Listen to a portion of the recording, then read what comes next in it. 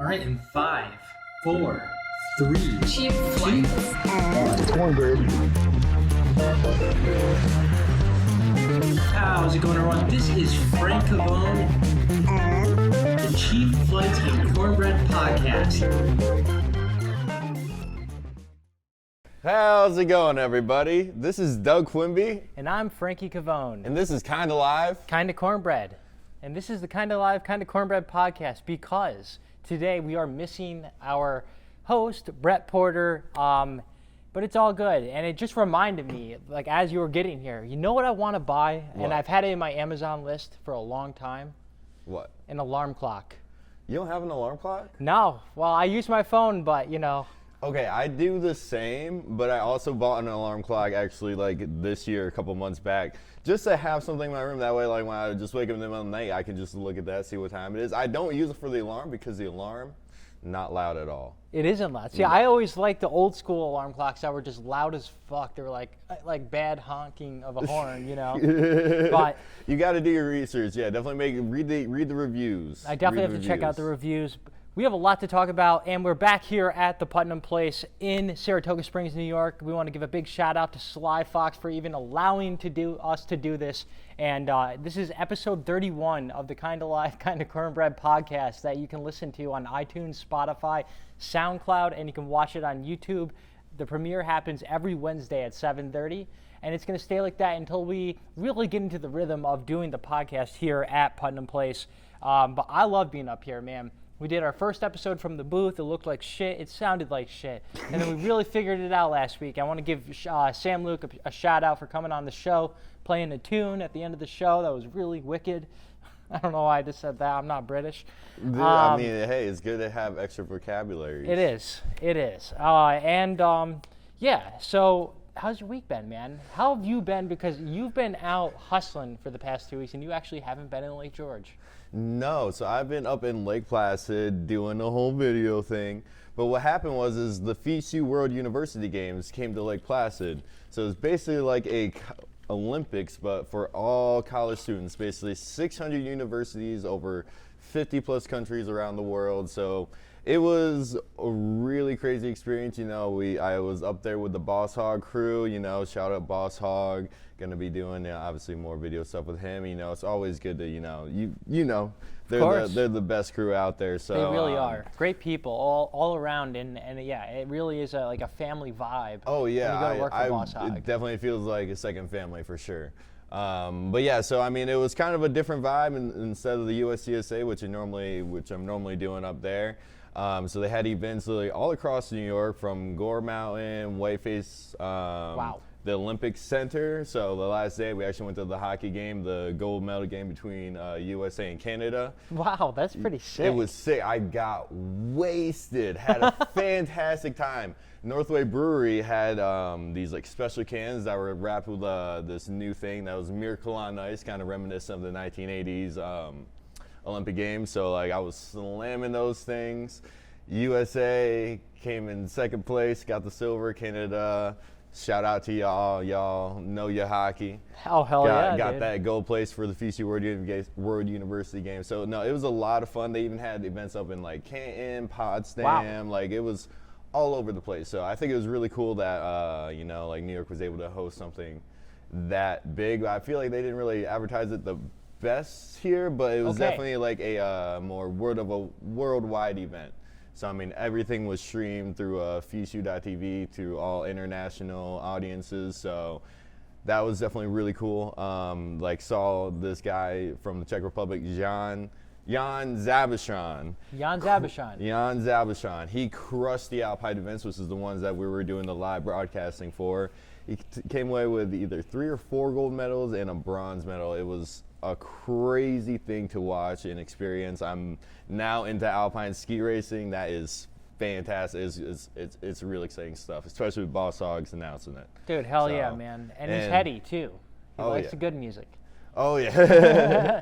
So I mean, I was up there for 2 whole weeks. So I mean, yeah, I was not home, but I mean, they had nice digs for us. I was doing a hot tub, sauna, hot tub, rolling the snow back into the hot tub.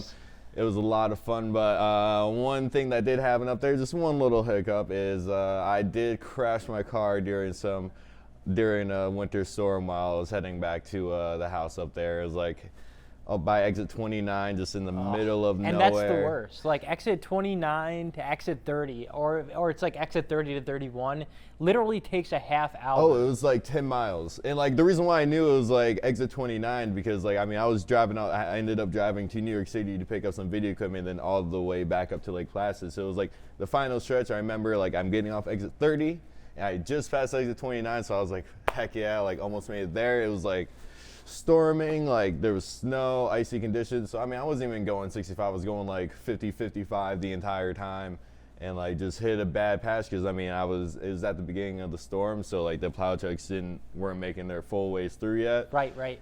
And just hit a 180, front side 180, as I said, into a Front line, guardrail man. slide, and the car did not survive. It's not Usually a front skateboard. 180s are easier. I'm surprised you crashed on I a mean, front well, like 180. I executed it very well. Just the car couldn't handle the dopeness of my moves. No. All right, hey, So- maybe don't use soft wheels. Go with hard wheels next time. Tighten up the trucks a little Tighten up. bit. No, actually Stuff- pop onto the rail. Exactly. So, but that but- sucks, man. I'm sorry to hear that. Oh yeah, thankfully I had no injuries, and I was up there with the Boss Hog crew, so they were able to come pick me up, rescue me, and help me through the process of just going through insurance, getting my car out of there and what needs to be. So shout out to them for helping out a lot with that. And so I mean, yeah, as unfortunate as it was, it definitely was the best case scenario for a situation like that to Oh, happen. absolutely. Driving on the Northway. Oh yeah, and like around people that because that was really the first accident I've ever been in. So it's like if that happened like on my way home from work, like I would have no idea what to do. So it was definitely, for what it was, like worked out perfectly. It was the perfect timing for all that. And I think it's quite funny that I didn't get any injuries from the car accident, but I came home with one injury. It was the last day we were there. I was hot tubbing, and then we're going sledding down like the one hill at our house, and I tried to go real hard, like run, jump onto the sled, and didn't go anywhere, so I just ate it. And I like tried again, like got somewhat down the hill. I was like ruining the track, just going left and right. Ended up just doing like a barrel roll, and I like scratched up my hand and ankle and whatnot sucks. doing that. So shout out to Subaru. Y'all cars are hella safe, and Subies. I'm gonna be in the market for one. So hey, if any of y'all have a car that you need to get rid of, hit up your boy. Just for today only, we are going to. This is going to be today's show is sponsored by Subaru of Northeast, because that's the main car everybody drives up here. Dude, it seems like it's a solid one. It's a solid I one. personally still have the Honda Civic. It is running nice and smooth.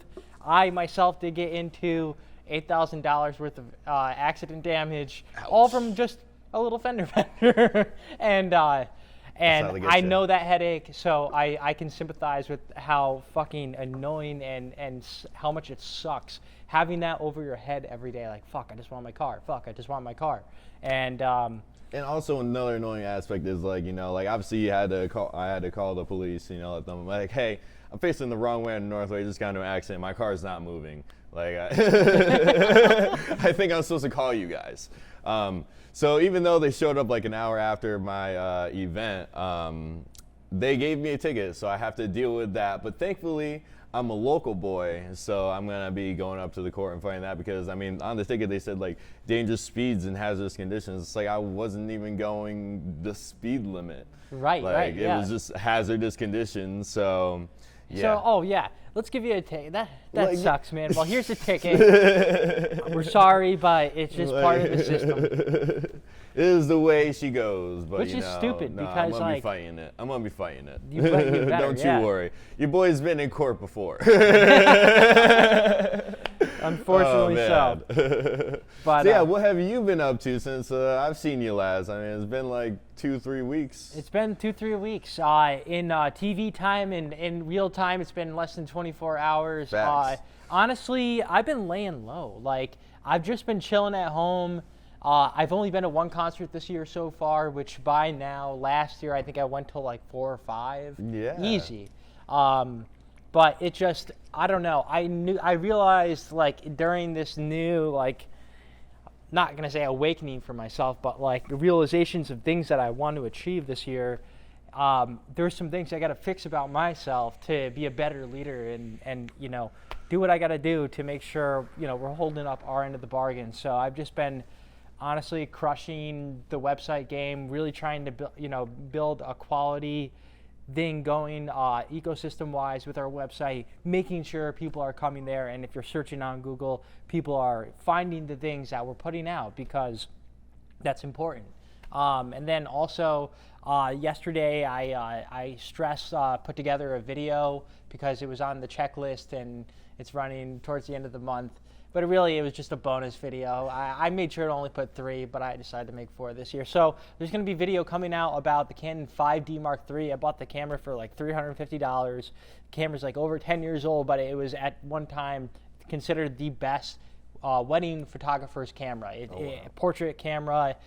It's a DSLR. That's something I really miss about shooting photography is almost all my gear is mirrorless now. So, that shutter sound, the beefy feel, like using a Sony, using one of the new Canons, they're smaller, like my hands get cramped. And like now, especially after doing this for 5 or 6 years, like between doing gimbal, carrying shit, fucking using small ass cameras, like my hand hurts. And I'm not gaining any quality by using a 10-year-old camera, but I just like that feel. It makes me want to go out and shoot. It makes me miss the essence of just going and shooting. So by doing these video reviews, also gets me out there. And while I may not be photographing the most spectacular thing that night, definitely trying to curb it around what we're doing at Mirth Films, bringing you into a concert situation, talking to you about what I'm doing, going home, editing the photos, etc. Other than that, we started laying down the groundwork for Wild in the Trees. So we can't say much about it right now other than it is happening in 2023, October 7th and 8th. But we will be announcing more in the coming months. But we have a lot that we're really excited about, and we just want to thank the town of Lake George for believing in us. Shout out to y'all. Also, I was actually at Putnam Place over the weekend for Kyla Silk and Friends, which was really cool. I gotta say, Kyla Silk she's the next big thing. Like she from what she told me, she's like in like she's basically going to do like a tryout for The Voice. They called her back, and like the biggest thing I noticed was like I didn't know what Kyla Silk's music was when I first saw her, and when she first played Listen Up Awards. I was thinking, okay, it's pop music, but she was playing like funk music. She had a great like frontwoman mentality where she was like communicating with the crowd, like being all over the stage, even if she didn't have a guitar, and like keeping it interesting. So shout out Kyla Silk, and also shout out Otobo. They're another band that I've never heard of before. And they're like this blues rock fusion band that's based out of Albany, New York, and they play like the underground scene at like college parties at these these 2 like famous like college party houses for music in Albany, which I think is sick. The Laundromat and Caesar's Palace. I have not gone. I'm gonna be 30 soon. So not shows we're gonna go to, but I was asking the Hilltop guys. I was like, would it be weird if I went to one of those shows? I'm like almost like 7 years out of college now. They're like, dude, no, I know people who are like 35 who go there. I'm like, wow, okay. So maybe if I want to get back into the swing of things and drink some natty ices, natty daddies. Or just want to kill a hangover, maybe I'll go to one of these. Yeah. Spend like $100 on an Uber to get home, and $5 on beer to get drunk. Oh my God, that is hilarious. Other than that, yeah, dude, that's really it, man. That's really it's been not most exciting first month, but I will say like some of the content we're putting out, I really believe in. And I do want to bring up some of it before we jump into some skateboarding conversations and talk about the Kind of Live, Kind of Living podcast, which will be starting back up next month. Number one, we did an interview with Tom Perosi of the Ominous Sea Pods. I always say it backwards. And they have a show coming up February 11th at Lark Hall, and fucking Sea Pods are sick. You got to film Mopods. Yeah. Oh yeah. So definitely go read that. It's really cool to see what Tom's been up to and just hear what the band has in store. They're actually even writing new songs. And Also, we just put out an article, top 10, our top 10 favorite sitcom characters, or Brett's top favorite sitcom characters, and I kind of agree with the list. And the number one is you got to agree with it. So go check that out, mirth-films.com. And also, I have to plug our YouTube channel. We're really trying to focus all our energy on our YouTube channel and growing that in any form. And with all of our upcoming projects, you're going to be able to find them right there. We're not going to be putting really much anything on Facebook. So that's the place to go check out our content. We'll make sure you can find it, but that's going to be our hub going forward, and as it should have been all along. And then lastly, Listen Up Awards. We have now announced the nominees for the 2023 Listen Up Awards, so go and vote on your favorite Capital Region artist today. Go to mirth-films.com/listenupvoting, and you can vote as many times as you want. Our votes go, I think it ends like February 28th, so you got like a whole month to vote, and we already have, like, no bullshit, like 5,000 people who voted. Oh yeah. Isn't that insane, I know a couple dude? people that voted already, and Dude. I'm not one of them. And we got some shit for some of the categories, but this is the thing.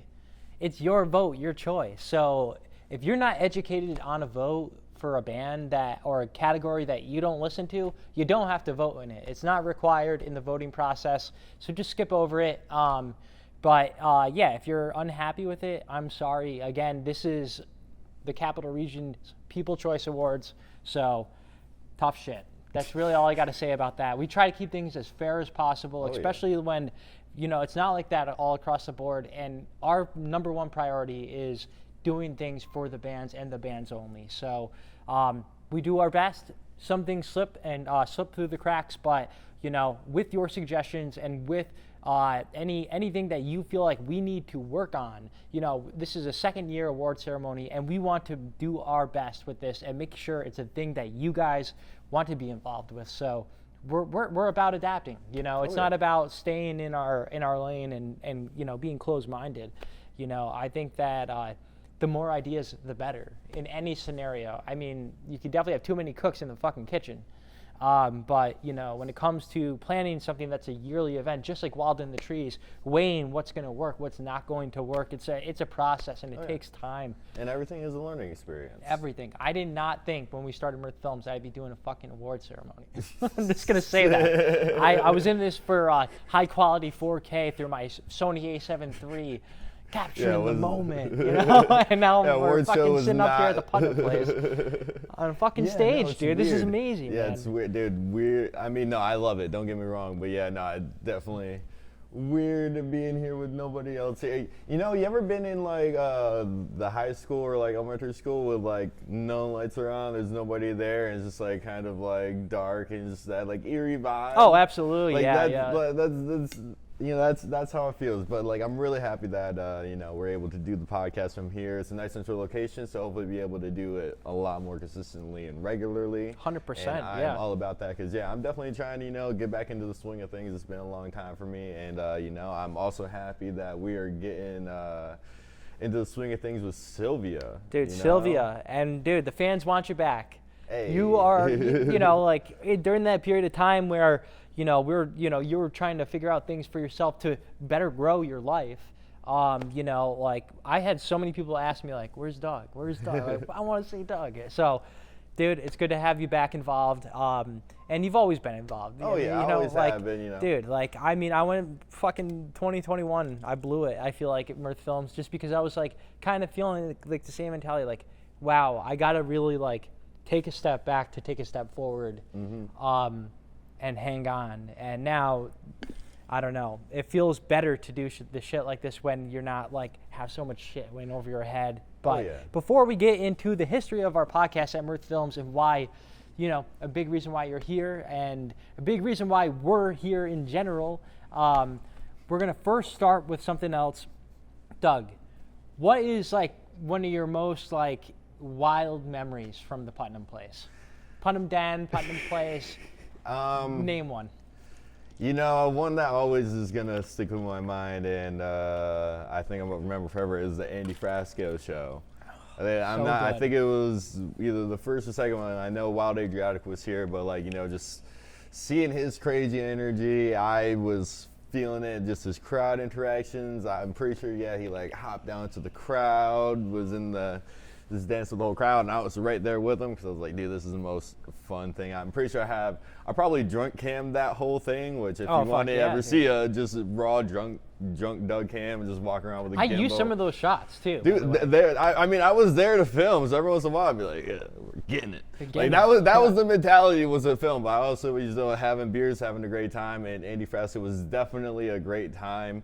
And I'm always like, I gotta find the picture of like me, Andy, and the guy from the bassist fucking. Rich Derpshire. Richie, with all the fros touching. The mega fro, the fro pillar. That's right. So no, there's definitely a lot. I mean, Putnam Place is, like I didn't even use the GPS to get here. I just knew how to get here. Dude, it's cool. It's like full circle. Like coming here when you're young and just like wilding out and having a good time, dude. There's no place to be other than here. Like I can't say. In Saratoga Springs, there's a place like this, other than this place, because where you have original live music, you have a great crowd that you see, and you know that crowd. Oh yeah. And that you create bonds with people. The staff here is super fucking friendly.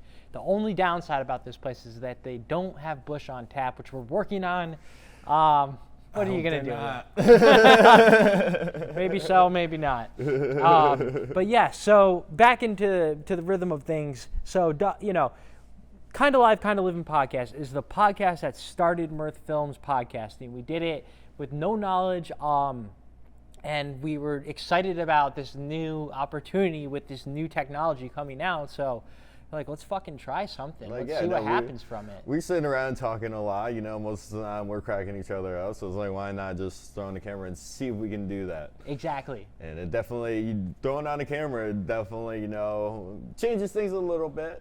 But like, I definitely think, after 50 some odd episodes, really got into the swing of things. It's really crazy to think about where it started at Cronin Road on the old couch that I actually I've literally took apart so I could throw it away and not have to pay for it. But those are some crazy times with Connor McLeod all the way at the very Cloudy beginning. On the mic, dude. Cloudy on the mic. Hell yeah, dude. Shout out to him. Congratulations. He's getting married. Dude, this is the year of marriages, dude. I'm going to 5 or 6 this year. It's crazy. Dude. No, it's wild. But love the love. Love the love. Yeah, we did. Yeah, and it was cool. Like the first few episodes, because we had no knowledge, we had nothing to live up to. It was just fun. It was just, sitting, hanging out, talking, like you said, about stuff that we're doing with Mirth Films and just shit that's going on in our lives. And then we eventually brought it over. Once we moved from Cronin Road in Glens Falls, or Queensbury technically, we eventually moved it to your place, which was to me the golden age of podcasting in that era of Mirth Films, because guests came on regularly, beers were drank. I mean, I can't tell you how many times I slept on that fucking 2-seater couch. That couch has followed me from my dad's house to the apartment to your house, and just the good times, man. A lot of good, and when I think of kind of how I think back to a lot of our old thumbnails, just sitting around that table, the black and white images, just me and you, it was just so many memories. I may not be able to remember them all, but thankfully we recorded every single one. Exactly, every single one of them. You can actually still watch them on YouTube. You can listen to them on iTunes, Spotify. We had some awesome guests on there through the years. All the way up until, and then towards the end of that, we're starting to travel with the podcast, doing it at different bars, Duffy's, Mean Max. Mean Max, We did it up in Lake Placid. That's right. I remember before going up to Lake Placid, it was oh yeah, we're just doing a podcast. And then it's dude, you don't think about the whole production behind it. Setting this up took an hour, and setting up that, because it's a fucking live stream, HDMI cables. Oh my god, I hate HDMI cables. Dude, that's a huge reason why I don't like doing them live anymore. I think the fucking quality suffers. It's such a pain in the ass to set up, and until we have our space, for the new Kind of Live, Kind of Living podcast, which is going to be coming in 1 month from now. It just, like we were talking about before we even started it. It's like, what's the point of just doing things just to do things now? When do it proper, you're going to get more out of it. And who knows, looking back at it, it's like, do you want to look back at something that you just half-assed? No. Like if we did this live, it would probably like 2.5 hours of setting up, shooting the shit, getting like 4 beers in our systems, smoking them if you got them, and all of the extra stuff. Oh yeah. And then you gotta break all of it back down. And then we gotta break it all back down. But yeah, so we are going to be bringing back the Kind of Live, Kind of Living podcast, and I'm kind of repeating myself at this point, but we are going to be mainly focusing on skateboarding and skateboarding only. Oh yeah, that's going to be our thing, and obviously we're big skaters, and Yep. Really it's time we kind of started branching out to that, and especially now that we're starting this full-length film with Sylvia, I feel like something nice to get back into the skate side of things. Exactly. We got Wild in the Trees going on. Wild in Sylvia, the a Trees. full-length skateboarding movie. You can watch some of the little teaser videos that we've made on the YouTube channel. Please hit subscribe. And then, we're going to be talking about things like, what's going on in the skateboarding world, trends, reviewing old video parts, talking about some of our favorite video parts, favorite skaters. We're going to be playing video games on there that are skateboarding related. It's going to be a blast, and we're going to have some skaters on that we know. And that's the thing. The skateboarding community in upstate New York is, a lot bigger than one might think. And, Exactly. It's been awesome, especially Wild in the Trees, meeting even more people that are in this community and area that I didn't even know about. So I'm real happy that we're got our fingers back into the skateboarding world. 100%. It feels great. It does. Just like the way it used to be. Just like the way it was before Mirth Films started, we were just like, it was Skate rats. skateboarding only, and then music came and then took over everything, which I am happy about. Like, Kind of Live, Kind of Living is a niche podcast, I think the big thing that we had and we were trying to figure out because of, COVID, we're trying to figure out ways to keep it interesting without having guests on, and where the direction is going for the time being, something that I always had trouble with, even with the Cheap Flights and Cornbread podcast, is making it niche. Like, what is it a music podcast? Are we shooting the shit with our friends? Like, what's the point of this? Yeah. And this is where, like, the Cheap Flights and Cornbread podcast is the podcast for people of the upstate New York area and beyond, and people who are fans of the music that we promote and we show on our website, and I feel like we've been doing a good job at being more diverse, especially now. It's really nice having other bands other than jam bands ask me to do work for them, because in 2021, the big plus of working for City of Albany was I worked with so many different non-jam band acts that it forced me to open my mind, and now I'm like, love all these other different genres of music that exist here in the Capital Region. And I wouldn't even say I feel like jam bands were just what we were mainly covering, but we've always been interested in all different types of music. Exactly. I remember your musical library was months long, and we used to always tap into it because I feel like it just had a little bit of everything that everybody could be into. Dude, So, exactly. No, it's really exciting that there's a lot more of that music, and we're branching out into that because I feel like jam shows are definitely they're kind of unique. They are, and You let's know? face it, that was our in. Yeah. That was how we got to the next step, was utilizing our connections, which is very important in doing business, or just furthering your own self career or whatever it may be. That's what you do. So this is going to be fun, and we're going to be doing the podcast from a location we cannot talk about yet because it is not fully confirmed. I love an undisclosed location. It's No, we're just gonna leave it undisclosed, undisclosed. but it's actually happening. The paperwork's being done. That's all I got to say about that. And it's going to be in a location that is actually not a place that we usually do anything in. And that's really cool. So stay tuned for that, literally 1 month from now. And if it doesn't happen in 1 month, this new thing, if God forbid shit happens, Life is life. then back to Doug's. Back to Which Doug's, I and, will say, man, we were talking about it on the podcast last week. Dude, your fucking setup, man, is awesome. The way you have you. your place set up is, it looks like a set, and it was perfect the way we were sitting in that podcast. I really enjoyed it, and it was like because we were starting the Putnam Place podcast, you know, the following week, it was like, oh man, if only we started this. If only. Yeah, so now, like, who knows? Maybe we'll do that. But yeah, this is gonna be. We're gonna take some chances with this. We may do it live. I hope we do it live. It's more fun that way. Oh yeah, I think so. But I mean, that's, you know, kind of live, kind of living. kind of live. We can't kind of be recorded. Yes. That's not in but the title. I also do like the record aspect. We're able to do a lot more with the podcast, video-wise. You know, add in a lot of extras, post-production. For sure. You know, so I think there's pros on both sides of things. So, but I mean, we're here to, you know, have fun and try new things. So just Exactly. stay tuned. And this is where you'll be able to chat with us again, directly in. We'll talk. You know, we'll answer your questions. We'll talk about what you want to talk about.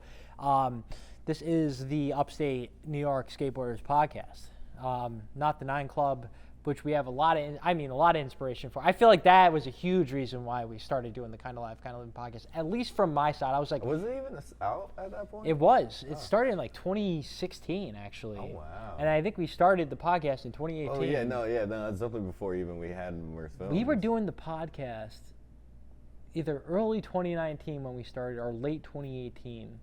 Yeah, that sounds about right. And then, oh yeah, because we did like 5 episodes, and then episode 6 was from your place. Yeah, and then, so it must have been like early 2019 because, I moved there in April. Yeah, that's right. But, yeah, so we got a lot to talk about. I don't even know what I'm talking about right now. Jesus Christ. But, yeah, Doug, just going to talk about what we've been watching, listening, and playing. Unless there's some things you want to talk about yourself. Well, I mean, we can touch on that, and I think it's something I also want to talk about is what's been going on in the skateboard community. Absolutely. And if you haven't heard, you know, there's been some drama with the barracks. And I think last time we talked about it, you know, what was it? You know, the barracks just came out with a statement that said, you know, Steve Berra and all of them are back in control. Their Hypebeast is no longer the primary owner of the barracks, so it was kind of exciting to see, you know, what was going to be happening with the barracks moving forward, because, you know, that was obviously, you know, a big talking point on the barracks, you know, and Steve Berra. But then a few days after that, this guy called the Hyphenate came out with a very long video about how Steve Berra basically screwed him over, and he went into detail. He exposed everything. He exposed everything, and I feel like there was parts of it that, I mean, on the Steve Berra side of things, it wasn't the most shocking. It feels like, okay, you know, there's definitely a lot of behavior, you know, that, like, you know, I think we've heard throughout the skateboard community more recently about Steve Berra's act. So it wasn't necessarily like the most shocking, but it was crazy to hear his experience with the barracks and, you know, like what, you know, everything that he went through and whatnot, like, you know, producing a whole studio and, you know, just trying to make videos and content and not really just, there's a lot to it. If you want to watch a video, you know, it just look up how Steve Berra fucked me over. No, yeah, and it's screwed up. And not to take the light off that and put it on myself, but it made me think about, like, am I being good to the people who helped me? Am I being fair? Am I taking advantage of their time? What could I do better? Because fucking doing shit for free is not awesome. And yeah, that comes with starting a career in video production like this guy, but from what it sounded like, he was already like, from the way it sounded like he was like fully like set financially and like, I could just buy $10,000 worth of gear and all this stuff. But as things came out about this, about Steve Berra's unfairness, taking advantage of this kid and leading him on, which black and white, like we're talking black and white, that's exactly what he did. Oh yeah. But did the kid have to push himself to that place, or could he cut himself off from letting that happen and going down the road he did for 2 years? Yeah, like, it was Jesus. a very long and extended time, and I will say, I mean, like, especially with, you know, being freelance and doing video work, I mean, I think we both had our shares of, you know, working with somebody and, you know, just not being treated fairly, and, you know, there's only for so long you know take that treatment before you're like, okay, I'm not working with this person anymore.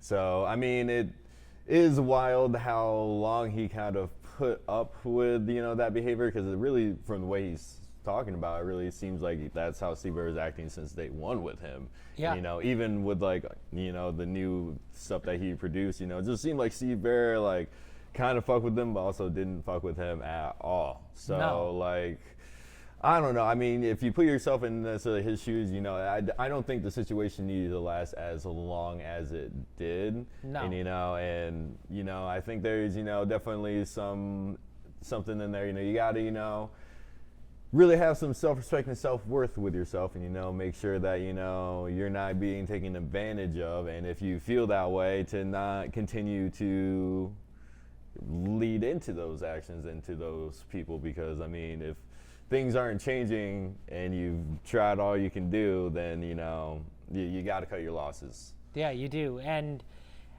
what's the good thing that came out of this?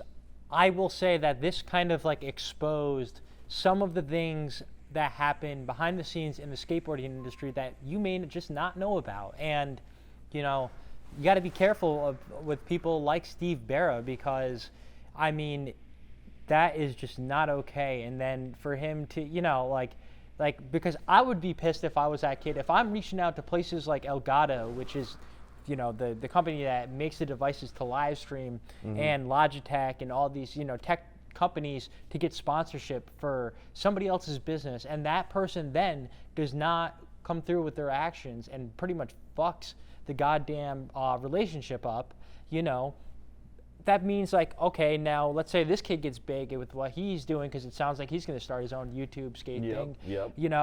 Then he's tainted. Oh, we're not going to give this kid sponsorship money because of what happened over here.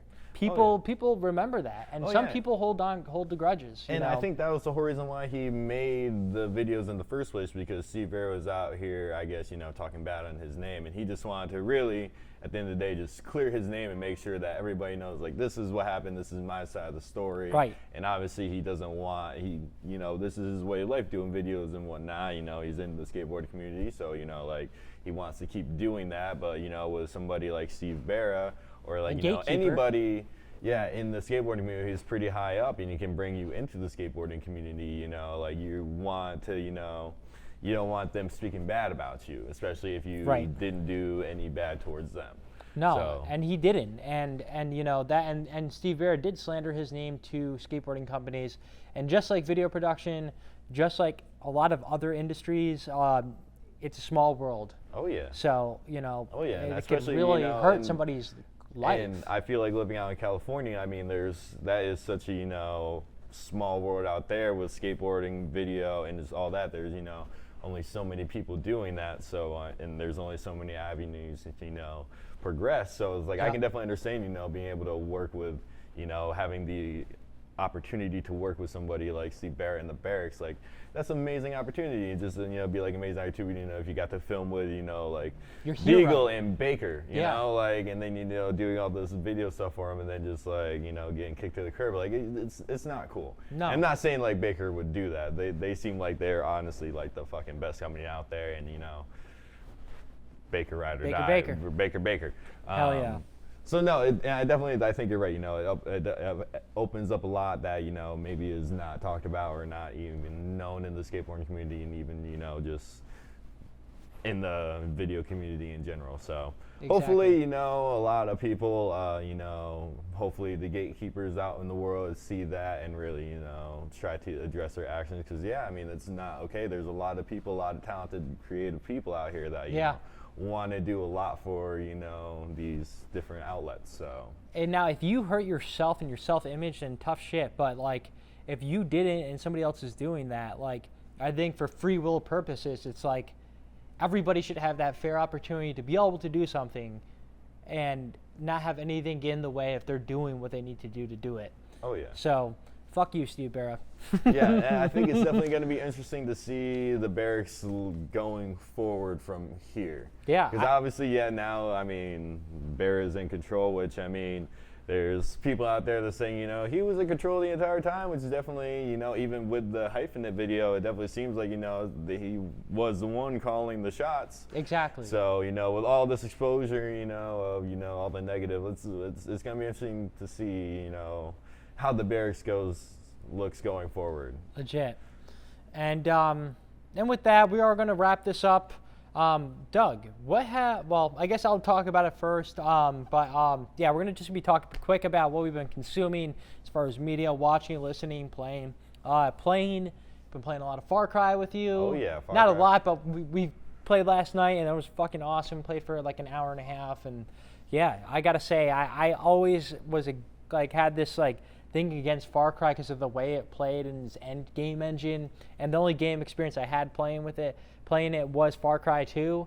So that was the last time I played Far Cry before playing with you, and I think this was 2009.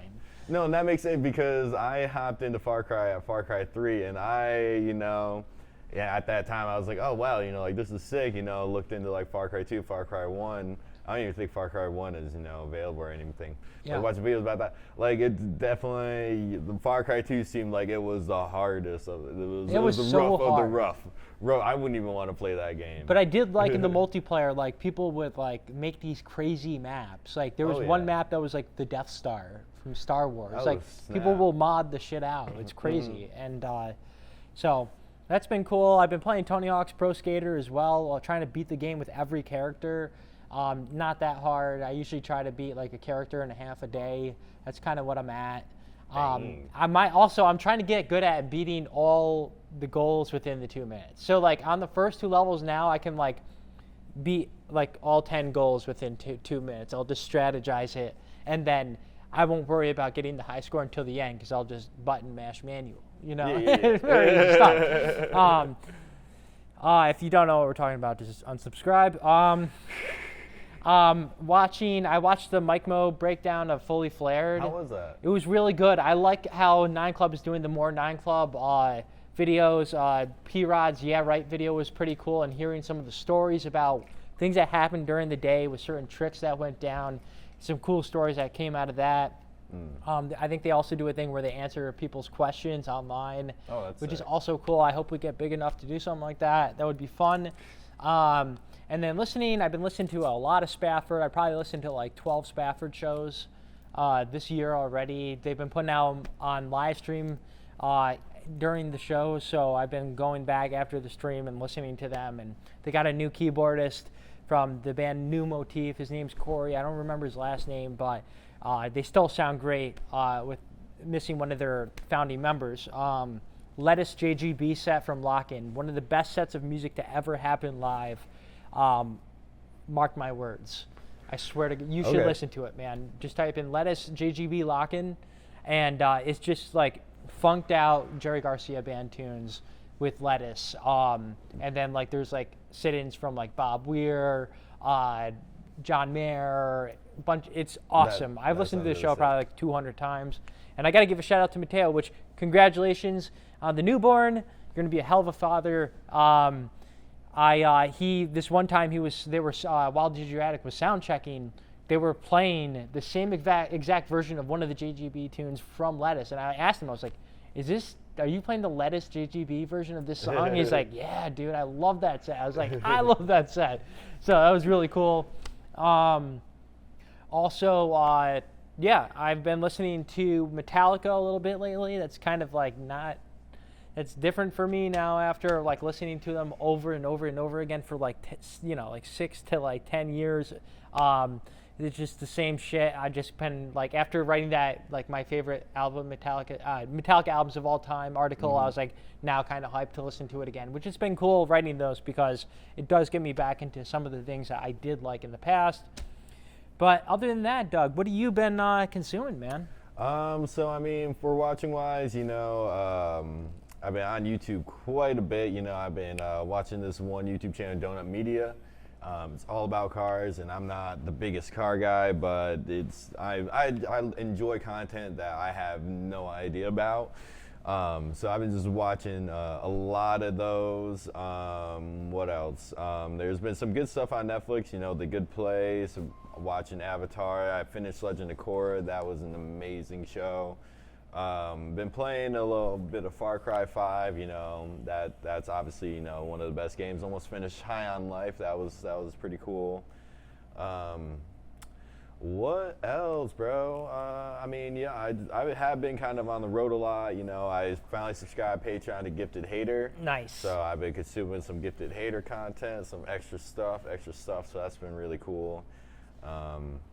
But yeah, and then listening-wise, I've been listening to a lot. This one artist, Ishtar. He's a rapper. I'm not too sure where he's from, but he's got a lot of good music that I've just been vibing with a lot. And then vibing-wise, I was put onto this one band, FKJ. Okay. And that's just some really cool vibey music. So listen to that a little bit. And then podcast-wise, I actually found this. I don't know if you know of the Art Bell Coast to Coast show. Basically, it was this like AM radio show from like the 90s, early 2000s of just a whole bunch of, just wild and crazy things. You have people call in and, talk about wild stuff. So I found the podcast called like the Art Bell Tape Vaults. So I've been listening to just a whole bunch of those, which has been really cool because I've heard a lot about the Art Bell show, but I've never been able to listen because it's on radio and not active anymore. I actually got to look up Art Bell because I don't even know if he's alive or dead anymore. I have no idea, but it's been really cool listening to those. Nice, dude. Well, yeah, I'll have to check out Ishtar. Yes. But we're just going to wrap this up by saying, just talking about some of the shows that are going to be taking place at the Putnam Place. And we're just going to skip ahead just because this is recorded live. So the next show that you'll be able to see here is Neon Avenue, members of Formula 5 and some other great bands playing Grateful Dead music. They're one of my new favorite Grateful Dead cover bands from around this area. And we will actually be broadcasting live from here and just doing a little pre-show before the concert happens and before people start coming in the door. So definitely come and make it out. And maybe if you want to even be on the show, you can. Also, each and every Monday, we got Family Tree Band and Sly Fox's open mic. So if you want to come play some tunes and don't yet have a band or just haven't played live and want to experience what it's like, come and sit on the stage or stand, whatever the fuck you prefer, and come jam out on open mic. February 11th, we have Chowderfest. Chowderfest is one of my favorite events here in Saratoga Springs. Pay $1 for a cup of chowder and walk around to different places in Saratoga Springs and see who has the best chowder or who has the worst chowder, whatever you're feeling and whatever your mindset is that day, if you're just trying to find the worst chowder to pick on it. But there is going to be a fucking DJ here. And then just later down the road, we got Jenna Sue with Mike Berra, February 24th. And we're going to round it out with another Family Tree Band, February 27th. So a lot of cool things in store. Please head to mirth-films.com to go and check out all the latest live music news, interviews, original video content, which you can also find the original video content right on our YouTube channel. Please subscribe. That helps us the most. And as we grow this channel, we want to be out there recording as many shows as possible, putting out original documentaries as much as possible, doing something with Sylvia on there, and then eventually, the other podcasts, once they start happening, they will be on there as well. Which you can also watch and listen to the podcast on YouTube, iTunes, or Spotify. But other than that, man, it's been fucking great doing this again. Yeah. And we hope Brett's okay. We don't know what happened to him today. No, we did not kick him off the show. No. Maybe he just needs an alarm clock. So with that, this has been the Kinda Live Kinda Cornbread podcast. episode 31. And thank you so much. And smoke 'em if you got 'em. Smoke 'em if you got 'em, boys. Cowabunga. Peace out.